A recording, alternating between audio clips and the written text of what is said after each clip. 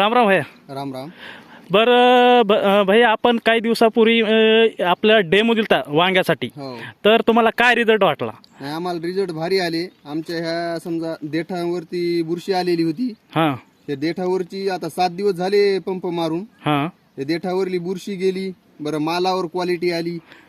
बरं, म्हणजे हिरवा पण झालाय. हा, हिरवा पण फळ झालाय आणि मालावर पण क्वालिटी आली चांगली. बर बर बर. म्हणजे तुम्ही ह्याला चांगलं मानता, म्हणजे आयएमसी कंपनी अक्टिवेटर बुस्टर छान आहेत. हो हो. आणि तुम्ही तर नव्हतात पण त्या दिवशी शेतामध्ये. हो, मी नव्हतो पण तुमच्या गड्याला सांगितलं तर गड्यानं म्हणजे फवारून घेतलं. हो. तर तुम्हाला एकदम भारी वाटलं. भारी वाटलं. म्हणजे एकदम रिझल्ट भारी. तर बरं, आता तुमच्या गावातून जास्तीत जास्त ग्राहक होताल आमच्या कंपनीचे हे. जास्तीत जास्त करू आम्ही. हा हा. आणि आता रेग्युलर, आता मला एक सांगायचंय की तुम्ही रासायनिक फवारत असताल, अगर रासायनिक खतं घालत असताल, त्यामुळे आपल्या नाही का पिकाचं नुकसान होतंय ना, आपल्या नाही का शेताचं, पिकापेक्षा शेताचं नुकसान होतंय. कारण काय होतंय, तुमची शेती कडक येते. हो. हा, आजकाल गांडूळ काही नाहीत. नाही. हा, तर ते जर तुम्ही हे पूर्ण आपलं, आता खत पण आहे आपल्याकडं आणि फवारणीचे पण आहेत, तर तुम्ही रेग्युलर जर फवारलं, अगर तुमचं खत टाकला, तर तुमच्या शेतामध्ये काही दिवसानं गांडूळ पण दिसतील. बरं.